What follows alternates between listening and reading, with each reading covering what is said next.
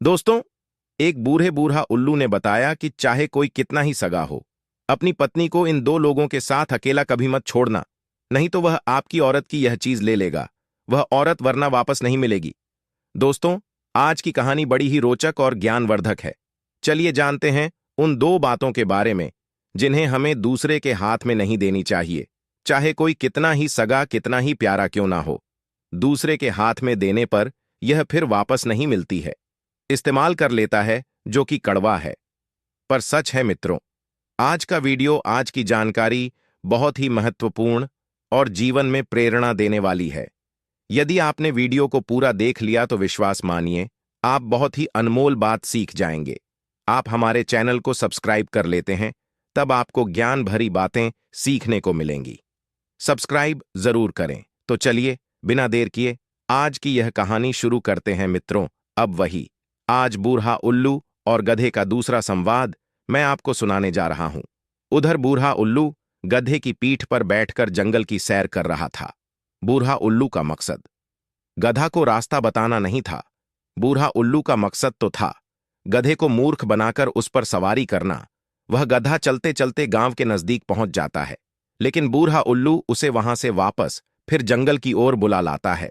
बेचारा भोला भाला गधा बूढ़ा उल्लू के शातिर दिमाग का शिकार बनता चला जा रहा था।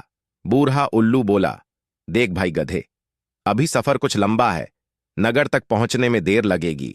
तब तक मैं तुझे एक कहानी सुनाता हूं, तू ध्यान देकर सुनना। तू जानता है कि वह कौन सी चीजें हैं जो दूसरे के हाथ में नहीं देनी चाहिए, चाहे कोई कितना ही सगा क्यों ना हो। गधे ने कहा, हाँ गुरुदेव, मुझे ये बात जरूर बताइए। अक्सर लोग मुझे भोला भाला समझकर मेरा फायदा उठाते हैं और मुझसे वह चीजें मांग ले जाते हैं। यदि आप मुझे पहले से बता दोगे तो मैं भी सतर्क हो जाऊंगा और कभी भी इन तीन चीज को दूसरे के हाथ में नहीं दूंगा। तब बूढ़ा उल्लू कहता है, ध्यान से सुनो, मैं तुम्हें एक कहानी सुनाता हूं और बताता हूं कि कौन सी वह तीन चीजें हैं जिन्हें दूसरे के हाथ में नहीं देनी चाहिए, वरना वापस नहीं मिलेंगी। तो सुनिए। एक समय की बात है, किसी शहर में एक अभिजीत नाम का राजा रहता था। उस राजा अभिजीत की कोई संतान नहीं थी। रानी सत्यवती के गर्भ से कोई संतान पैदा नहीं हुई थी। राजा अभिजीत बहुत दुखी रहता था। राजा अभिजीत जब भी अपने नगर में बाहर निकलकर जाता तो कुछ लोग उससे कहते थे कि यह राजा अभिजीत तो निर्विषय है और इसकी रानी सत्यवती बांझ है। यह राजा अभिजीत तो जरूर पूर्व जन्म का महापापी होगा।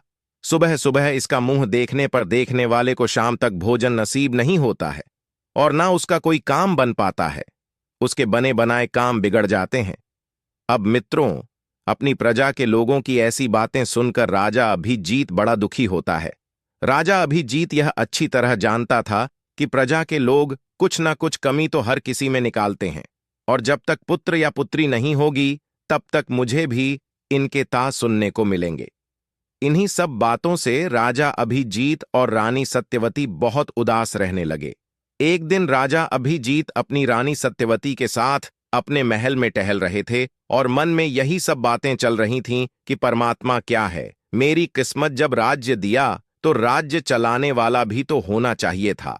आज हमारी यह दशा है कि हम जिधर भी जाते हैं उधर ही लोग हमें निर्वय कहकर ताना मारते हैं। लोगों की बातें सुनते सुनते मेरा हृदय छलनी हो गया है। मित्रों, अपने पति के चेहरे पर अत्यंत उदासी का भाव देखकर रानी सत्यवती समझ जाती है कि जरूर मेरे पति किसी बड़े दुख में डूबे हुए हैं। रानी सत्यवती एकदम हाथ जोड़कर पूछने लगी, महाराज क्या बात है? रोज तो आप खुश नजर आते हैं, लेकिन आज किसी गहरी चिंता में डूबे हुए मालूम पड़ रहे हैं। तब राजा अभिजीत ने कहा, रानी सत्यवती, तुम मुझे मेरे हाल पर छोड़ दो। मैं क्यों उदास हूं, किस चिंता में हूं, इसकी तुम्हें चिंता करने की कोई जरूरत नहीं। तो रानी सत्यवती कहती है, महाराज ऐसा आप क्यों कह रहे हैं? मैं आपकी पत्नी हूं। तुम्हारे ऊपर कोई मुसीबत आ जाए, कोई दुख तकलीफ हो जाए, उसके बारे में जानना मेरा पूछना पूरा अधिकार है। उस दुख में शामिल होना मेरा धर्म है। मैं अपना धर्म निभा रही हूं महाराज। आपका दुख, आपकी चिंता मेरा दुख, मेरी चिंता है। अपनी प्रिय रानी सत्यवती की ऐसी बातें सुनकर राजा अभिजीत साहब कहते हैं, महारानी सत्यवती, यदि तुम मेरी चिंता का कारण जानना चाहती हो तो उसका कारण है हम दोनों का निसंतान होना। जब भी मैं नगर में निकलकर जाता हूं तो लोग मुझे देखकर मुंह छुपाते हैं। हमें निर्व कहते हैं, तुम्हें बांझ कहते हैं। दुनिया की बातें अब हमसे सुनी नहीं जाती। मैं भगवान से पूछना चाहता हूं कि भगवान, मैंने किस जन्म में कौन से पाप किए जो आज हमें इस जन्म में चुकाने पड़ रहे हैं।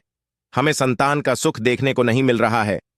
एक बार हमारे घर में संतान पैदा हो जाती, भले ही चाहे वह जन्म लेने के बाद मर जाती। मित्रों, रानी सत्यवती अच्छी तरह से समझ गई कि मेरे महाराज इसी बात को लेकर दिन रात दुखी रहते हैं, इसलिए महाराज अपना राजकाज भी ठीक से नहीं कर पा रहे हैं। मुझे महाराज की यह चिंता दूर करनी होगी। यही सोचकर रानी सत्यवती ने अपने महाराज को खुश करने का निश्चय कर लिया। उसने सोचा कि हकीकत में ना सही, पर कम से कम मैं झूठ बोलकर ही महाराज को खुश कर दूं। मित्रों, राजा अभिजीत की बड़ी रानी सत्यवती कुछ दिनों के बाद राजा अभिजीत को यह झूठी खबर देती है कि महाराज, मेरे गर्भ ठहर गया है। अब आपको संतान को लेकर चिंतित होने की कोई जरूरत नहीं है। अब बहुत जल्द ही हमारे महल में एक नन्हा सा बालक खेलेगा। अतिशीघ्र हमारे आंगन में घुटनों के बल चलकर एक छोटा सा बच्चा हमारी गोद में आएगा। अब कोई भी आपको निर्वय और मुझे बांझ नहीं कहेगा। जल्द ही हमारे राज्य के लिए एक उत्तराधिकारी मिलने वाला है। दर्शक बंधुओं, रानी सत्यवती की यह बात राजा अभिजीत के मृतक शरीर में प्राण डालने जैसी थी। राजा अभिजीत एकदम चौंक हुए कहने लगा, रानी सत्यवती, यह तुम क्या कह रही हो? कहीं तुम झूठ तो नहीं बोल रही? रानी सत्यवती ने कहा, नहीं महाराज, यह सच है कि मेरे गर्व है। भला इस बारे में मैं आपसे झूठ क्यों कहूंगी? मेरा विश्वास कीजिए मित्रों। राजा अभिजीत को अपनी रानी सत्यवती की बात पर विश्वास हो जाता है और वह एकदम से खुश हो जाता है। उसके चेहरे पर खुशी की लहर दौड़ने लगती है। वह खुशी में जाकर दरबार में दान लुटाता है और यह घोषणा करता है कि उसकी रानी सत्यवती गर्भवती है। बहुत जल्द उसके घर में एक बच्चे की किलकारी गूंजने वाली है। राजा अभिजीत के पूरे नगर में यह खबर फैल गई कि राजा अभिजीत की बड़ी रानी सत्यवती गर्भवती है और जल्द ही किसी बच्चे को जन्म देने वाली है। दर्शक बंधुओं, इधर क्या होता है? धीरे धीरे समय बीतता चला गया और इधर जैसे जैसे समय बीतता गया वैसे वैसे रानी सत्यवती की चिंताएं बढ़ती गईं।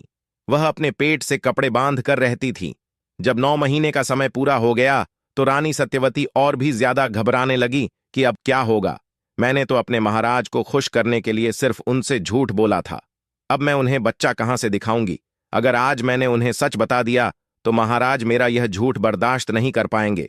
वे मुझे मार भी सकते हैं और स्वयं भी अपने आप को नुकसान पहुंचा सकते हैं।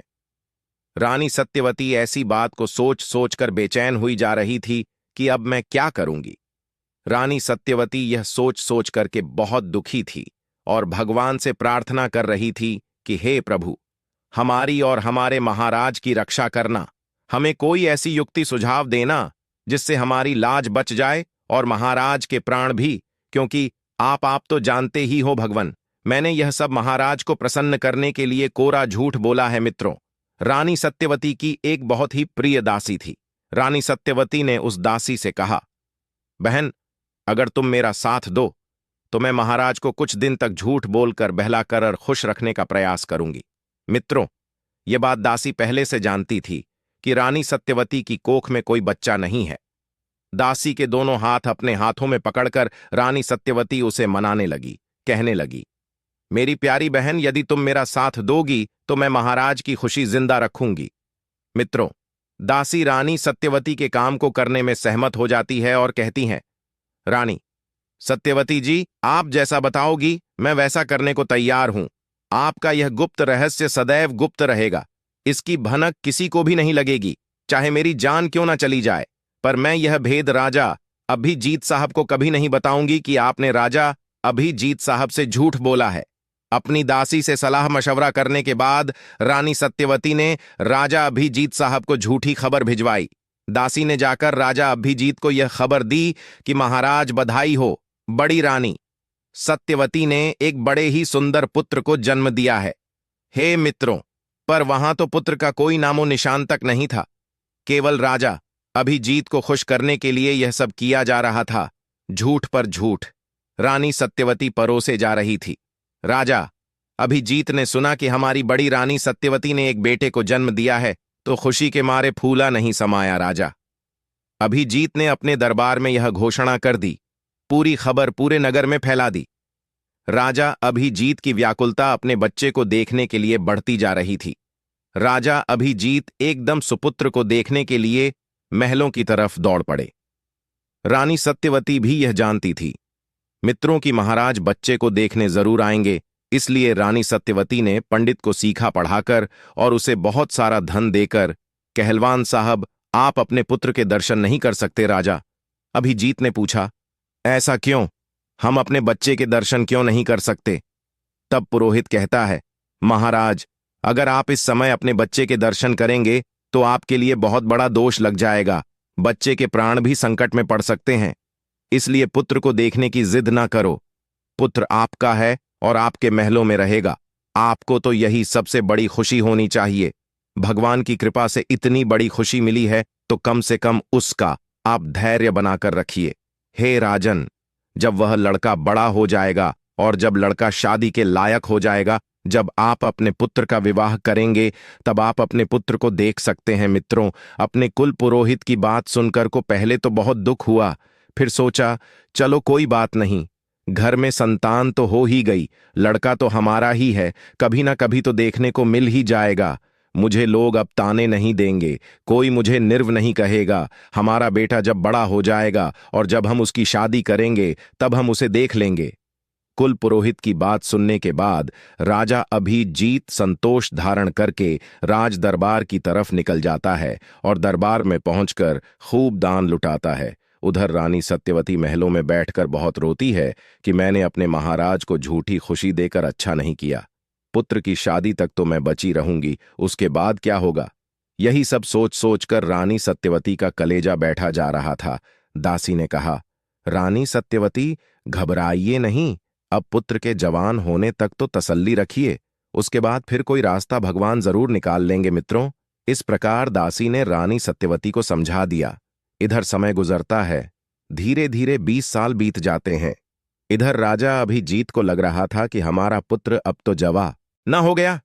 जन्म हुए 20 साल हो गए राजा। अभिजीत ने चारों तरफ इस बात का ऐलान कर दिया कि हमारा राजकुमार विवाह के योग्य हो गया है। राजा अभिजीत का यह फरमान सुनकर राजकुमार के रिश्ते आने लगे। कई राजा अभिजीत, महाराजा अभिजीतों के यहां से नाई पंडित आए और राजा अभिजीत से शादी करने के बारे में बात की। कहने लगे, महाराज आप अपने राजकुमार को दिखाइए, हम अपनी राजकुमारी का रिश्ता तुम्हारे राजकुमार के साथ तय करने आए हैं। जब राजकुमार की कई शादी वाले आए तो राजा अभिजीत तत्काल अपनी रानी सत्यवती के कक्ष में पहुंच जाता है और बोला, फिर यह हमारे पुत्र के विवाह वाले आए हैं, तुम्हारी आज्ञा हो तो मैं बेटे की शादी के लिए हां कर दूं। बेटे का विवाह तो एक ना एक दिन करना है और मुझे भी बहुत इस बात की उत्सुकता है कि जल्दी से जल्दी मेरे बेटे का विवाह हो जाए तो मुझे उसके मुख का दर्शन देखने को मिल जाएगा। हे रानी सत्यवती, कई देशों के नाई पुरोहित आए हैं और वे हमारे राजकुमार को देखना चाहते हैं। हे रानी सत्यवती, मुझे ना सही तो कम से कम उन लोगों को राजकुमार को दिखा ही दो। और मित्रों, रानी सत्यवती अब कैसे कह दें कि पुत्र तो है ही नहीं। अब तो रानी सत्यवती ने फिर बहाना बना दिया, फिर झूठ बोल दिया। महाराज, आपकी यह बात सही है, क्योंकि रिश्ता करने वाले जब लोग आएंगे तो उनको लड़का तो दिखाना ही पड़ेगा, लेकिन एक बात बहुत बड़ी है। राजा अभिजीत कहने लगे, वह कौन सी? तब रानी सत्यवती ने कहा, महाराज क्षमा करना, हमारे कुल पुरोहित का कहना है। मैंने कुल पुरोहित से पूछा था तो उन्होंने बताया कि लड़का अगर यहां दिखा दिया तो बहुत बड़ी हानि हो जाएगी। हो सकता है लड़के की मृत्यु हो जाए। जिसको विवाह करना है वह इस शर्त पर करके जाए कि लड़का जब दूल्हा बनकर ससुराल जाएगा तो वहीं देखने को मिल जाएगा। जिसको बिना देखे रिश्ता तय करना है वह कर जाए, अन्यथा वापस चला जाए। रानी सत्यवती की बात को सुनकर कि राजा अभिजीत फिर वापस चला जाता है और जो रिश्ता लेकर के आए थे उनसे जाकर के कह दिया कि भाई लोग क्षमा करना, बिना देखे ही अगर आप रिश्ता तय करना चाहते हैं तो हम करने को तैयार हैं, क्योंकि हमारे कुल पुरोहित का कहना है अगर लड़का अभी दिखा दिया तो बहुत बड़ा अपशगुन हो जाएगा। लड़के के लिए कुछ भी हो सकता है, इसलिए लड़का यहां नहीं दिखाया जाएगा। लड़का सीधा विवाह मंडप में दिखाया जाएगा। अगर आपको यह मंजूर है तो आप हमारे पुत्र के साथ रिश्ता कर सकते हैं, वरना मेरी मजबूरी है। अब मित्रों, यही बात राजा अभिजीत ने उन सभी देशों के नाई और पुरोहितों के सामने रखी। यह बात सुनकर के वहां से वे सब लोग वापस चले जाते हैं। मित्रों, संयोग से एक राजा अभिजीत ऐसा आता है जो बिना राजकुमार को देखे ही अपनी बेटी का रिश्ता तय करके चला जाता है। बोला, कोई बात नहीं, लड़का मंडप में तो देखने को मिल ही जाएगा, तो वहां देख लेंगे, इसमें क्या है मित्रों। वही होता है। वह राजा अभिजीत जो था, अपनी बेटी का रिश्ता उस लड़के से तय करके अपने घर को चला जाता है। किस लड़के से जो सिर्फ राजा अभिजीत की कल्पनाओं में था, जिसका अभी जन्म भी नहीं हुआ था। उधर घर जाकर के राजा अभिजीत अपने विवाह की तैयारियां करने लगता है। इधर राजा अभिजीत सारी बात अपनी रानी सत्यवती को जाकर बताता है कि एक राजा अभिजीत ने अपनी बेटी का रिश्ता हमारे पुत्र के साथ तय कर दिया है और विवाह की तारीख भी पक्की हो चुकी है। अब हम अपने पुत्र का बड़ी धूमधाम से विवाह करेंगे। मित्रों, अपने राजा अभिजीत की बात को सुनकर के रानी सत्यवती ने कुछ जवाब नहीं दिया। कहने लगी, ठीक है, हम तैयार हैं, तुम विवाह की तैयारी करो और बेटे की शादी शान से करने के लिए जाओ। राजा अभिजीत के साथ कुछ समय बिताने के बाद राजा अभिजीत अपने दरबार को आ जाता है। इधर रानी सत्यवती को बड़ा दुख होता है। रानी सत्यवती ने अपनी दासी को बुलाया और रानी सत्यवती बहुत रोई। कहने लगी, बहन, अब तो हमारे पुत्र का विवाह भी हो गया है, तारीख भी निश्चित हो गई। अब बताओ मैं क्या करूं? इस बात को मैं कैसे छुपाऊं? अब मैं कैसे जिंदा रहूंगी? हे दासी, मैंने ऐसा झूठ काहे को बोला? मैंने ऐसा झूठ बोलकर के अपने पति को खुश क्यों किया, जिस झूठ में मैं ही फंसती चली जा रही हूं? मित्रों, दासी उस रानी सत्यवती के लिए धैर्य बंधा है और कहती है, रानी सत्यवती, जब आपने झूठ बोला है तो भगवान से प्रार्थना करो कि आपका झूठ पकड़ा ना जाए। परमात्मा कोई ना कोई रास्ता हमें जरूर दिखा देंगे। मित्रों, इधर जब शादी की तारीख आती है तो राजा अभिजीत बारात को सजाते हैं। अपने पुत्र का विवाह करने के लिए बारात को ले चलने की तैयारी करते हैं। राजा अभिजीत ने अपने रिश्तेदारों में हर जगह खबर भिजवाई। रानी सत्यवती से कहा कि अपने पुत्र को दूल्हा बनाओ और उसे डोली में बैठा दो। आगे राजा अभिजीत ने कहा, आप अपने पुत्र को दूल्हा बना करके तैयार करिए और मैं बारात को देखता। राज्य दरबार की ओर राजा अभिजीत निकल जाता है। इधर रानी सत्यवती दासी के पास में बैठी बैठी बहुत रो रही है और कह रही है कि रे दासी, अब मैं क्या करूं? फिर रानी सत्यवती ने और दासी ने सलाह मिलाई। रानी सत्यवती ने कहा कि दासी, मेरे दिमाग में एक बात आती है। अब जो होगा सो होगा, लेकिन हमें यह रहस्य, यह भेद छुपाना तो पड़ेगा ही।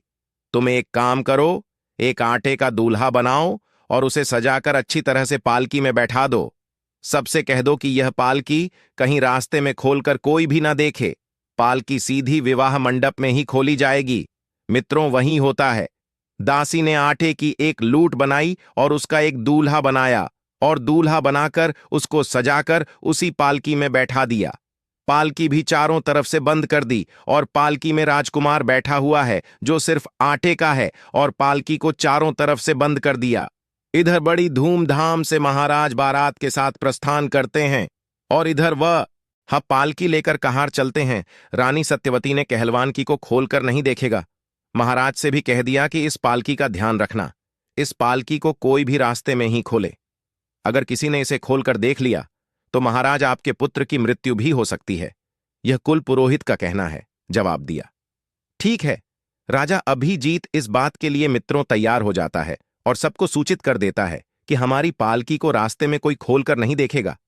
चार कहार उस पालकी को उठाते हैं और बारात के साथ उसे लेकर चलने लगते हैं। चलते चलते जब बारात एक जंगल से होकर गुजरती है, काफी लंबा सफर चलकर आई थी, इसलिए सभी सेना बाराती थक चुके थे, तो उन्होंने सोचा कि चलो थोड़ी देर वृक्ष के पास विश्राम कर लेते हैं। राजा अभिजीत ने बारातियों को आदेश दिया कि पालकी को यहीं रख दो और विश्राम करने के बाद में थोड़ी देर के बाद फिर यहां से आगे को बढ़ेंगे। मित्रों, वही होता है। कहारों ने एक वृक्ष के पास में उस पालकी को रख दिया। इधर क्या होता है, जहां कहार ने एक अलग वृक्ष के पास में पालकी रखी हुई थी, उसी पेड़ के पास में एक बिल था। इच्छाधारी नाग नागिन का जोड़ा रहता था। नागिन ने जब पालकी की ओर देखा तो अपने पति नाग से कहने लगी, अरे यह कैसी? इसमें तो दूल्हा ही नहीं है। देखो ना, इसमें तो आटे का दूल्हा बनाकर बैठा दिया है मित्रों। यह बात सुनकर के नागिन ने अपने पति नाग से कहा कि पिया जी, इस संसार में बहुत बड़ा अंधेर है। नाग बोला, कैसा अंधेर है? तब वह नागिन कहती है, पिया जी, इस पालकी में दूल्हा नहीं है और बिन दूल्हे की कैसी बारात, और यह बारात तो ऐसी है जो बिना दूल्हे के ही जा रही है, और जब यह बारात बिना दूल्हे के वहां पहुंचेगी तो सोचो इनका क्या हाल होगा। इतना बड़ा अंधेर तो मैंने आज तक नहीं देखा जो बिन दूल्हे के जा रही हो। इस पालकी में दूल्हा तो है ही नहीं, केवल आटे का बना हुआ दूल्हा रखा है। नाग कहने लगा, प्रिय, हमें विश्वास नहीं होता, शायद हो सकता है तुम झूठ बोल रही हो। हमें दिखाओ तो ठीक कि बिन दूल्हे की कैसी बारात है। नागिन ने कहा, अगर ऐसी बात है तो चलिए, जहां लोग बैठे हैं वहां जाकर आप खुद ही देख लीजिए। जो पालकी रखी है उसमें एक आटे का बना हुआ दूल्हा बैठा है, और किसी भी बारात वाले को यह पता नहीं है कि इस पालकी में आटे का दूल्हा है। सब लोग उसे राजकुमार समझ रहे हैं। मित्रों, नागिन अपने पति नाग को लेकर के पत्तों में छिपकर उसी पालकी के निकट पहुंच जाती और उसके अंदर घुस जाती है। तो वहां उसने देखा कि आटे का एक बहुत बड़ा पिंड रखा हुआ था। दोनों ने चुपचाप देखा और फिर अपने बिल के पास वापस आ गए। यह देखकर नाग बड़ा आश्चर्य में पड़ गया। फिर नाग ने अपनी पत्नी नागिन से कहा, हे नागिन, मैं तुमसे कुछ कहना चाहता हूं। नागिन कहने लगी, हां, आप आज ही कहिए, क्या कहना चाहते हो? तब नाग बोला, अगर आपकी आज्ञा हो तो मैं इस राजा अभिजीत के विवाह मंडप तक इसकी शोभा बढ़ा नागिन कहने लगी, क्या कहना चाहते हो? मैं कुछ समझी नहीं। तब नाग बोला, हे प्रिय, मैं यह कहना चाहता हूं कि अगर तुम्हारी इच्छा हो तो मैं इस आटे के दूल्हे में जाकर के बैठ जाऊं, अपना रूप बदलकर, और इस राजा अभिजीत का लड़का बनकर के, दूल्हा बनकर के मैं इसकी इज्जत बचा लूं। अब आप ही बताइए, अगर यह बिना दूल्हे के बारात लेकर वहां जाएगा और वहां जब यह पालकी खोली जाएगी, जब इसमें से दूल्हा नहीं निकलेगा, तो राजा अभिजीत की कितनी बड़ी बदनामी होगी। और जहां यह राजा अभिजीत अपने पुत्र का विवाह करने के लिए जा रहा है, उस राजा अभिजीत की भी बड़ी बदनामी होगी। अगर आपकी आज्ञा हो तो मैं इस राजा अभिजीत का लड़का बनकर इसके विवाह मंडप तक इसकी शोभा बढ़ा दूं। अपने पति की बात सुनकर नागिन कहने लगी, महाराज, मुझे आप पर भरोसा है, पूरा विश्वास है, लेकिन मुझे डर भी है, क्योंकि आप दूल्हे का भेष बना कर के उस राजा अभिजीत की बेटी से जब विवाह करेंगे तो आप उसके प्रेम के जाल में फंस जाएंगे और हमको भूल जाएंगे। नाग कहने लगा, प्रिय, आप हम पर विश्वास करिए, आप हमारी पत्नी है, हम नागवंशी हैं, हमें क्या उससे मतलब है। केवल हमें इस राजा अभिजीत की इज्जत बचानी है। बस इसीलिए मैं थोड़ा जोर डालकर तुमसे कह रहा हूं। अगर मैं नहीं गया तो दोनों राजा अभिजीतों के यहां कुछ भी हो सकता है, कुछ भी घटना घटित हो सकती है। इसीलिए मैं आपसे कह रहा हूं, आप हमारी बात पर विश्वास करें। कल मैं जब आऊंगा तो जब बारात यहां इसी स्थान पर आएगी तो मैं तुम्हारे पास लौट आऊंगा। अपने पति की बात को सुनकर के नागिन ने कहा, महाराज, अगर ऐसी बात है तो आप चले जाएं, मैं तुम्हें नहीं रोकूंगी। लेकिन महाराज, मुझे डर लग रहा है, कहीं आप उसके प्रेम जाल में फंस ना जाना। आप हमें मत भूल जाना। नाग कहता है, प्रिय, आप हम पर विश्वास रखिए और हमें खुशी खुशी जाने की आज्ञा दीजिए। मित्रों, अब तो नागिन अपने पति को आज्ञा देती है। वह नाग उस पालकी में जाकर घुस जाता है और आटे के पिंड में समाहित होकर रूप बदलकर बैठ जाता है। अब वह बहुत सुंदर राजकुमार बन चुका था, बहुत सुंदर दूल्हा बन जाता है। इधर कुछ देर के बाद बारात जब आगे को चलती है, कहार पालकी को उठाकर चलते हैं, तो सीधे दूसरे राजा अभिजीत के यहां पहुंच जाते हैं। जब दूसरे राजा अभिजीत के यहां मंडप में पहुंच गए तो उस राजा अभिजीत ने बारात की सुंदर ढंग से अगवानी की, सभी बारातियों की खातिर खुशामद की। जब विवाह करने का समय आया तो कहां राजा अभिजीत साहब, तुम्हारा लड़का कहां है? तुम्हारा दूल्हा कहां है? उसको पालकी से नीचे उतारो। आपने कहा था कि लड़के की पालकी उसी विवाह मंडप में खुलेगी, तो पालकी भी तैयार है, और अब आप अपने बेटे को निकालो ताकि विवाह की रस्में पूरी की जा सके। मित्रों, इधर जब पालकी को खुलवाया जाता है तो उसमें से बड़ा ही सुंदर लड़का निकलता है। इतना सुंदर लड़का था कि राजा अभिजीत की आंखें फटी की फटी रह गईं। राजा अभिजीत बहुत प्रसन्न हुआ। राजा अभिजीत सोचने लगा, इसका मतलब कि हमारी रानी सत्यवती हमारे पुत्र को इसीलिए दिखाना नहीं चाह रही थी कि हमारा पुत्र एकदम चंद्रमा के समान सुंदर है। राजा अभिजीत अपने पुत्र को देखकर गदगद हो जाता है। मित्रों, उधर उस लड़की के पिता ने भी जब उस दूल्हे को देखा तो वह भी बड़ा खुश होता है। उसके बाद में विवाह की रस्में पूरी होती है। उस नाग का विवाह उस राजा अभिजीत की बेटी के साथ हो जाता है। बड़ी धूमधाम से विवाह हुआ और विवाह होने के बाद में इधर उस नाग ने अपने पिताजी से कहा, पिताजी, अब हमारी पालकी अलग होनी चाहिए और हमारी पत्नी की पालकी अलग होनी चाहिए। राजा अभिजीत ने कहा, बेटे, यह कितनी बड़ी बात है। कोई बात नहीं, हम तुम्हारे लिए अलग अलग पालकी सजवा देते हैं। मित्रों, राजा अभिजीत ने हुक्म कर दिया कि हमारे बेटे की अलग पालकी तैयार की जाए और आप अपनी बेटी की अलग पालकी तैयार करवाओ। राजा अभिजीत ने कहा, ठीक है। इस प्रकार से दूसरी पालकी तैयार करवाई। अब कहार लोग उस पालकी को लेकर चल देते हैं। इधर पीछे से बारात चलती है। उसी रास्ते से बारात लौट कर जा रही थी। चलते चलते जब वे उसी स्थान पर पहुंचे तो विश्राम करने के लिए ठहर जाते हैं। कहारों ने उन पालकियां को एक वृक्ष के पास में रख दिया। उसके बाद सब लोग वहां विश्राम करने लगे। इधर क्या होता है, जो दूल्हा था, जो इच्छाधारी नाग था, जो भेष बदलकर राजकुमार बनकर दूल्हा बनकर गया था, उसकी पत्नी नागिन बड़ी ही बेसब्री से उसका इंतजार कर रही थी कि मेरे पति आज का मुझसे वादा करके गए हैं और वे आते होंगे, बारात भी आ चुकी है। वह राजकुमार नाग बनकर के अपनी पत्नी नागिन से मिलने जाता है और मिलकर के बड़ा खुश होता है। कहता है, प्रिय, मैंने इस राजा अभिजीत की इज्जत को तो बचा लिया। मैंने इसके विवाह मंडप की शोभा बढ़ा दी। मैंने उसका विवाह भी करवा दिया और वह होने वाली पत्नी दूसरी पालकी में बैठी हुई है। मित्रों, ये सुनकर नागिन बहुत खुश होती है। नागिन ने कहा, ठीक है महाराज, आपने बहुत अच्छा काम किया है, लेकिन अब आप कहीं नहीं जाएंगे, अब आप यहीं पर रहेंगे मेरे पास। नाग ने कहा, प्रिय, जरा विचार करो, थोड़ी सी आज्ञा हम तुमसे और चाहते हैं। नागिन बोली, कौन सी आज्ञा? जवाब दिया मैंने। इस राजा अभिजीत की इज्जत को तो बचा लिया है।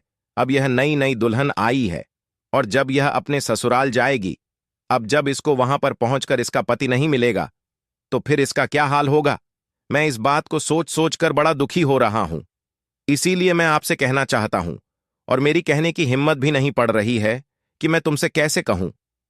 तब नागिन ने कहा, इससे हमें कोई मतलब नहीं, कुछ भी हो, लेकिन आपने इसके बारात की शोभा बढ़ा दी। अब आप हमको छोड़ करके यहां से नहीं जाओगे। नाग ने फिर कहा, प्रिय, देखो, आप परेशान ना हो, जरा विचार करो। अगर यह लड़की वहां जाकर के अपने पति को नहीं देखेगी तो फिर इस बेचारी का क्या हाल होगा? ये तो रो रो के मर जाएगी।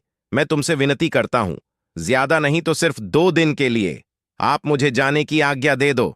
2 दिन के बाद मैं आपके पास लौट आऊंगा। जब यह लड़की अपने मायके के लिए चली जाएगी, जब इसके पीहर वाले इसको पीहर ले जाएंगे, तब मैं आपके पास चला आऊंगा। केवल 2 दिन की हमें आज्ञा दे दो। मेरी बात पर विश्वास करो, मैं तुम्हें धोखा नहीं दूंगा। मैंने उस दिन भी कहा था कि हम लोग नागवंशी हैं, इसलिए हम तुम्हें धोखा नहीं देंगे। अपने पति की बात को सुनकर के वो नागिन बड़ी दुखी होती है और कहती है कि हे पियाजी, आज हमें विश्वास हो गया कि तुम हमसे झूठ बोल रहे हो। हमको धोखा देकर के तुम चले जाओगे, तुम हमें भूल जाओगे। हमको तड़पता हुआ छोड़ करके तुम जाना चाहते हो, इसीलिए तुम जाने की बार बार हमसे जिद कर रहे हो। मित्रों, नागिन ने अपने पति से बहुत विनती की, लेकिन नाग उसे बार बार समझाने लगा और कहा कि मैं तुम्हें वचन देता हूं कि मैं लौट करके तुम्हारे पास जरूर आऊंगा। मुझे उससे कोई मतलब नहीं। 2 दिन की आज्ञा हमें दे दो, मैं तुम्हें धोखा नहीं दूंगा। मित्रों, इस प्रकार वह नाग अपनी नागिन को समझाता है और नागिन से आज्ञा लेकर दूल्हा बनकर फिर उसी पालकी में जाकर बैठ जाता है। इधर मेरे बंधुओं, उधर जो रानी सत्यवती थी, वह मंदिर में जाकर भगवान से अरदास लगाती है, प्रार्थना करती है, हे प्रभु, मेरी रक्षा करो, मेरी लाज बचा लो। मैंने तो अपने पति को खुश करने के लिए झूठ बोल दिया, लेकिन हमें यह नहीं मालूम था कि बात यहां तक पहुंच जाएगी। अब मैं क्या करूं? मेरी लाज बचाओ भगवान, नहीं तो मैं मर जाऊंगी। मित्रों, इस तरीके से पूरी रात उस रानी सत्यवती ने रोते रोते उस मंदिर में निकाल दी। सवेरा हो गया, दिन निकल आया, लेकिन रानी सत्यवती अकेली उस मंदिर में बैठी रोती रही। मित्रों, ये बात केवल दासी को मालूम थी कि रानी सत्यवती कहाँ है, किसी को नहीं मालूम थी। इधर राजा अभिजीत अपनी पुत्र बधू और पुत्र की पालकी को लेकर अपने घर आता है, और इधर जब दासम प्लायम बारयों ने उस पुत्र को देखा तो उसे देखकर बहुत प्रसन्न हुए। सोचने लगे कि रानी सत्यवती इसीलिए अपने पुत्र को नहीं दिखाना चाहती थी, क्योंकि उसका पुत्र बहुत सुंदर है। जब उस दासी ने देखा कि राजा अभिजीत का पुत्र भी आया हुआ है, उसे तो मालूम ही था कि रानी सत्यवती का कोई पुत्र नहीं है। फिर दासी ने कहा कि पुत्र दुल्हन के साथ में आया है, तो उस दासी की आंखें चौंध आ गईं। वह आश्चर्य में पड़ गई। उसके लिए भी खुशी का कोई ठिकाना नहीं था। वह दासी भागकर मंदिर में जाती है, और मंदिर में उधर रानी सत्यवती माथा पटक रही थी, भगवान से अरदास लगा रही थी। दासी मंदिर में पहुंची और रानी सत्यवती को सारी बात बताती है कि रानी सत्यवती, भगवान ने तुम्हारी सुन ली। तुम्हारी पुत्र वधू तुम्हारे पुत्र के साथ ब्याही है, और तुम्हारा पुत्र बहुत सुंदर है। सब उसे देखने के लिए आए हैं। मित्रों, रानी सत्यवती ने जब अपनी दासी के मुख से यह बात सुनी तो वह बार बार भगवान को धन्यवाद करने लगी। खुशी के आंसू छलक आए, और भगवान को धन्यवाद करने के बाद दासी के साथ में वह रानी सत्यवती पर आती है और अपनी पुत्र बधू को बड़े सम्मान सहित घर में बुलाकर ले जाती है। अपने बेटे को सीने से लगा लेती है, कलेजे से चिपका लेती है, क्योंकि उसने तो झूठ बोला था। उसने सोचा यह प्रभु का प्रसाद है। मित्रों, उस राजा अभिजीत के लिए खुशी का कोई ठिकाना नहीं था। अब तो राजा अभिजीत बहुत ही दान लुटा रहा था, भंडारे कर रहा था। राजा अभिजीत के यहां खुशियां ही खुशियां मनाई जा रही थीं। अब वह नाग जो दूल्हा बनकर के आया था, उस लड़की का पति बनकर के जो आया, वह धीरे धीरे उस लड़की के प्रेम जाल में फंस जाता है। उस लड़की के प्रेम में फंसकर धीरे धीरे वह अपनी नागिन को भूलने लगता है। 2 दिन की कहकर आया था, यहां तो महीनों से बीत गए, लेकिन वह लौटकर अपनी नागिन के पास नहीं पहुंचा। उसने अपनी इच्छाधारी नागिन को भुला दिया। उसके प्रेम जाल में वह इतना फंस गया, वह अपनी नागिन को बिल्कुल भूल चुका था। इधर जब 2 महीने का समय हो जाता है, नाग लौटकर अपनी नागिन के पास नहीं आता है, तो बेचारी नागिन इंतजार करते जंगलों में भटकती है, ढूंढती फिर रही है कि हमारा पति अभी तक क्यों नहीं आया। इंतजार करते करते जब 2 महीने बीत गए तो नागिन को बड़ा दुख होता है, और वह नागिन क्रोधित होकर उस राजा अभिजीत के घर को चल देती है। सोचती जा रही थी कि मैं उसे जिंदा नहीं छोड़ूंगी, उस स्त्री को और अपने पति को भी जीवित नहीं छोड़ूंगी। ऐसा विचार करके वह नागिन उस जंगल में भटकती हुई जा रही थी। उधर मित्रों क्या हुआ, वो नाग जानता था कि वह नागिन मुझे ढूंढती हुई तक जरूर आएगी। इसीलिए उसने अपने पिता से कहकर राजमहल के चारों ओर बड़ी सी गहरी सी खाई खुदवा दी थी और उसमें पानी भरवा दिया। राजा अभिजीत ने पूछा, बेटा ऐसा क्यों? तो राजकुमार ने कहा, पिताजी, हम अपने महल की सुरक्षा के लिए ऐसा करवा रहे हैं। अब तो महल के चारों ओर खाई खुदवा दी गई, उसमें जल भरवा दिया। वह इच्छाधारी नाग विचार करता है कि हमारी नागिन शायद अब महल के अंदर नहीं आ पाएगी। वह उस लड़की के प्रेम में इस कदर फंस गया था कि अब वह वहां से जाना ही नहीं चाहता था। सोचता था कि इतनी सुंदर पत्नी मिली है, अब इसके साथ ही पूरी जिंदगी बिताऊं, क्योंकि यहाँ के जो माँ बाप हैं वह भी मुझे बहुत प्रेम करते हैं।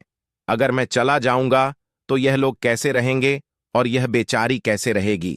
इस प्रकार निश्चिंत होकर वह राजकुमार अपनी पत्नी के साथ राजमहल में रहने लगता है।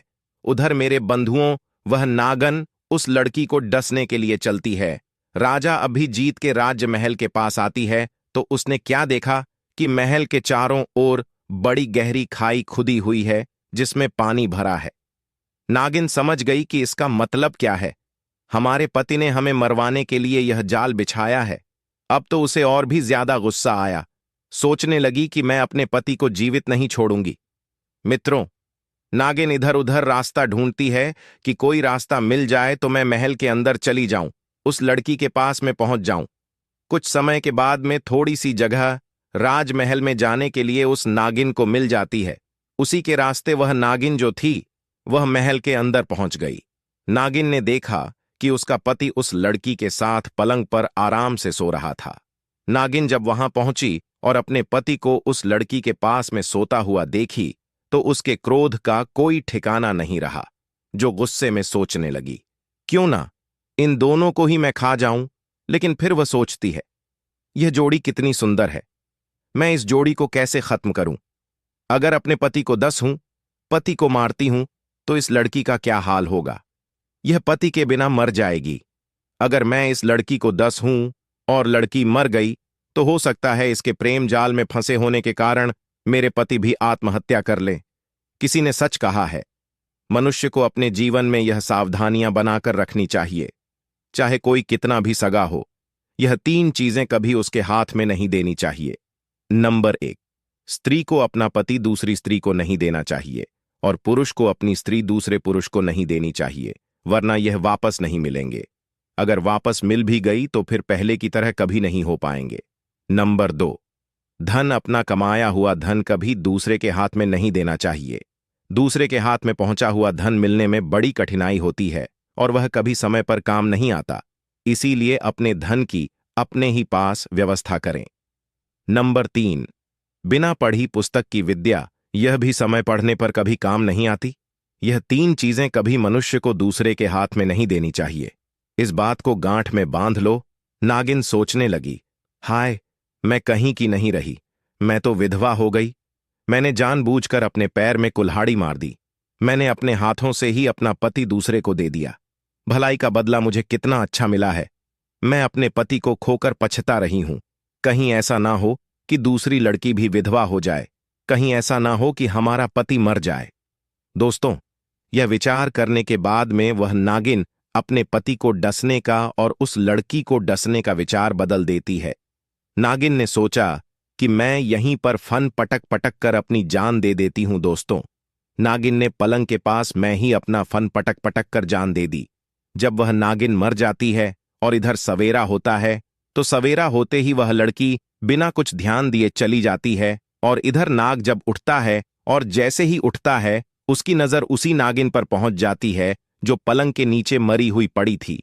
अपनी नागिन को देखकर वह नाग एकदम अंदर से बहुत दुखी होता है, रोने लगता है, पछताने लगता है और उसे उठाकर बार बार एक ही शब्द कहने लगा, मेरी प्राह न प्यारी, मुझे क्षमा कर दो, मुझसे बहुत भूल हो गई। मुझे क्या मालूम था कि तुम मर जाओगी, और मरते मरते तुमने मुझसे कुछ कहा भी नहीं। गलती तो सब मेरी है कि मैं इस लड़की के प्रेम में पड़कर मैंने तुमको भुला दिया, लेकिन तुमने अपना वास्तविक प्रेम निभाया। तुमने प्रेम में जान दे दी, लेकिन हम दोनों में से किसी को मारने की नहीं सोची। मित्रों, नागिन को गर्दन में डालकर वह लड़का, वह नाग पागलों की तरह इधर उधर घूमने लगता है। रोता हुआ वह इधर उधर भटक रहा था। उधर गधे की पीठ पर बैठा हुआ बूढ़ा उल्लू कहता है कि हे गधे, इस प्रकार से वह राजकुमार बना हुआ नाग पागलों की तरह हे प्यारी करता हुआ रोता घूम रहा था। बूढ़ा उल्लू बोला, हे गधे भाई, इसीलिए मनुष्य को यह 3 चीजें कभी दूसरे के हाथ में नहीं देनी चाहिए। गधा कहने लगा, गुरुदेव, आपकी कहानी वास्तव में बड़ी रोचक थी और आपकी कहानी से बहुत ज्ञान सीखने को मिला है। सफर भी बहुत अच्छा कटा है।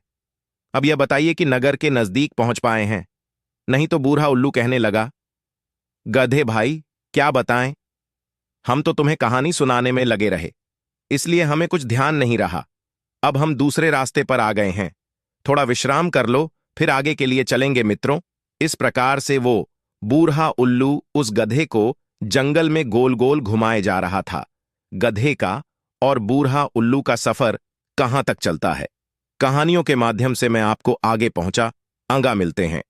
आपसे बूढ़ा उल्लू और गधे के संवाद में तीसरी कहानी में इंतजार कीजिए। आप सभी का बहुत बहुत धन्यवाद।